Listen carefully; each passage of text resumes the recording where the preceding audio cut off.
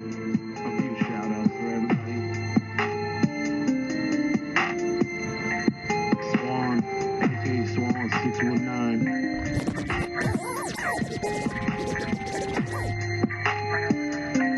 James, J-Dub.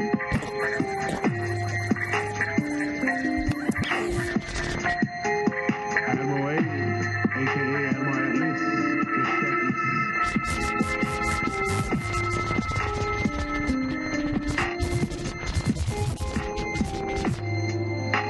And of course me, the Onarres.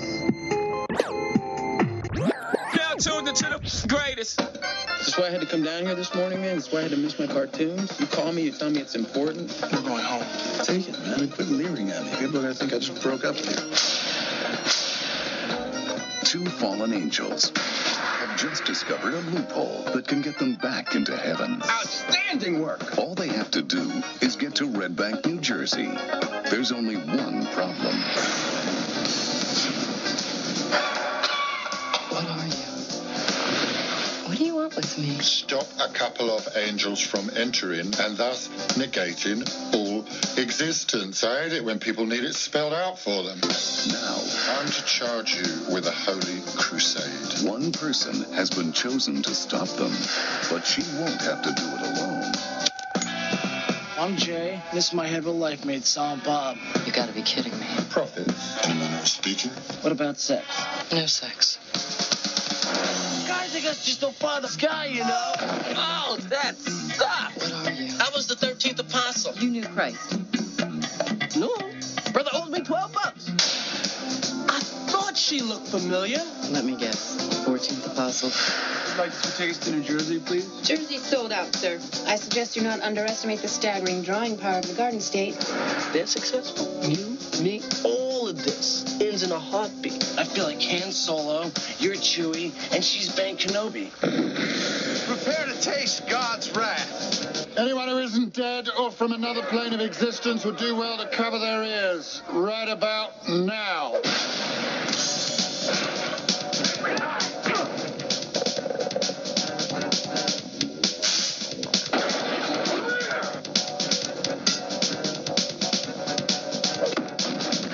The whole world's against us, dude. I swear to God.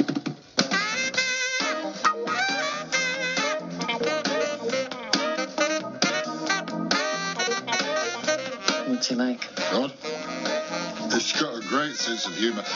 Take sex, for example. Sex is a joke in heaven. The way I understand it, it's mostly a joke down here, too. Get it?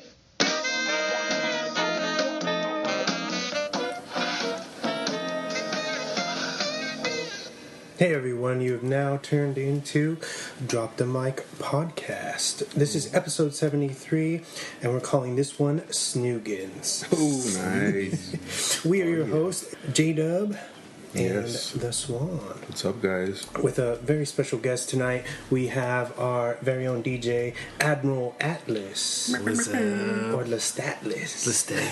What's up, guys? Thank you for coming in, man. No problem. It's a crazy movie for you to sit in on once again. It's a monster. But nonetheless, it will be a fun night, I'm sure. Yes. So thank you. And so tonight, we're going to be talking about James's pick, which is Kevin Smith's 1999 controversial film, Dogma. Mm-hmm.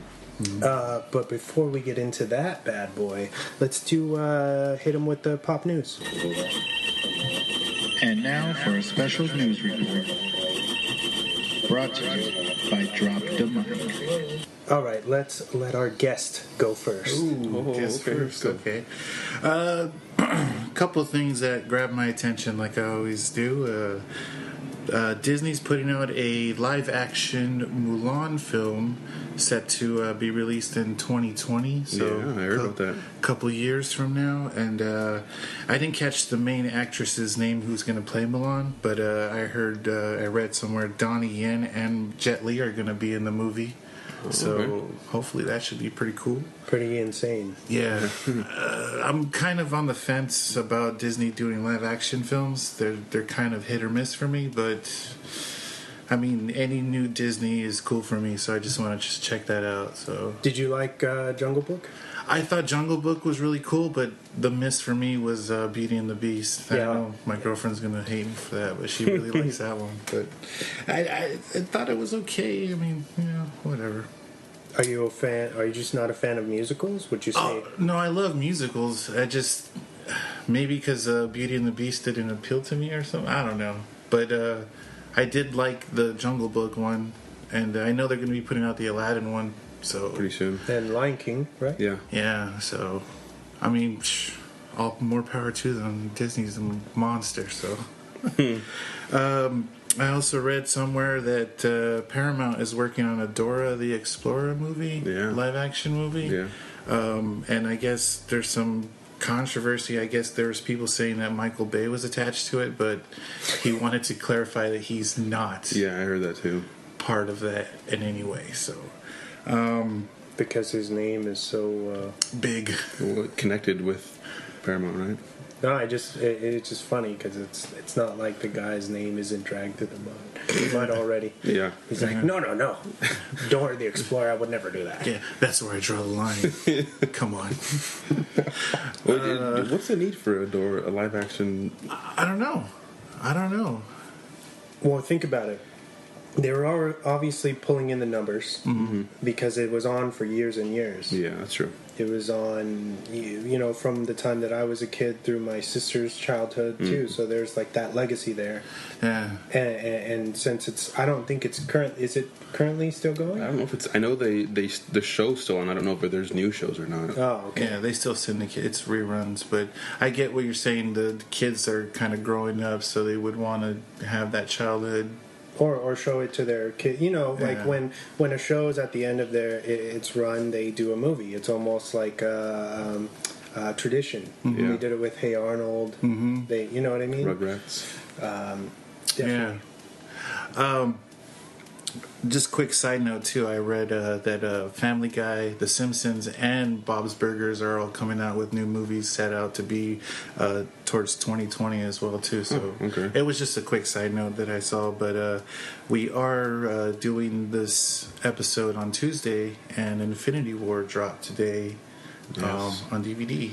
So pick up those steel books at Best Buy if they're still around. Yeah. And I know Deadpool drops next Tuesday on the Super 21st. duper cut.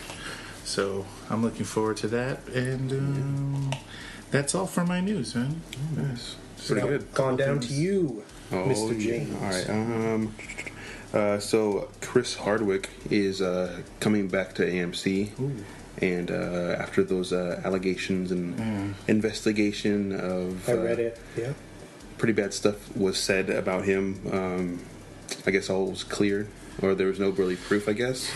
So he's back. I felt bad for that guy because he had to give up all of the Comic-Con stuff, and it was more so he had dirt on his name, and he was almost like he was guilty no matter what, who said what, he was guilty, and it took all this. That's one of the things I kind of feel bad for people for, like, even if they never did anything. Like, I believe he didn't do anything, but there's people who maybe don't like that, how he's grown so big now, and they just want to toss that in.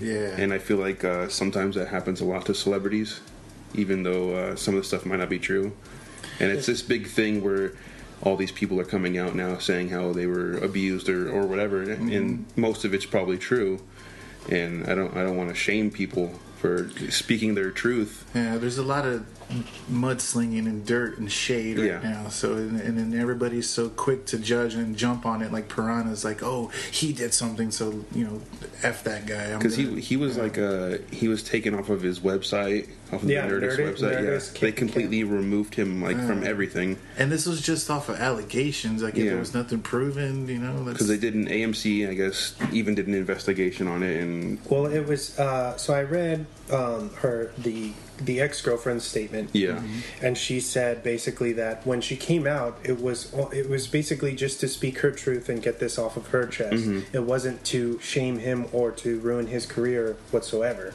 So AMC and everybody doing that was their own thing. You know what I mean? Yeah. Because they want to protect themselves. Yeah, their name as a company. Yeah. So that's the thing, is that these allegations, it snowballs all over the place. You know, and it's a slippery slope, because even though they're celebrities, they make mistakes and they've done things that I'm sure they're not proud of. But do they deserve to have their entire lives ruined over the incidents? That's the thing, is you have to kind of break it down and into judgment, I guess. And I'm super glad that AMC and even hopefully Comic-Con next year, that AMC at least brought him back on, and they're showing their he's got his bread and butter, the Talking Dead. Talking Dead, he's back on that.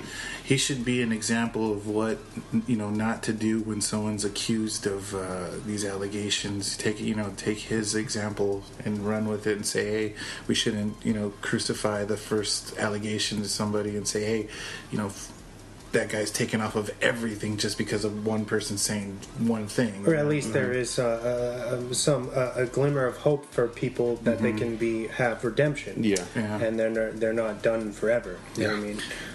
Because it's a scary thing for them. You know what I mean? Yeah. I'm sure.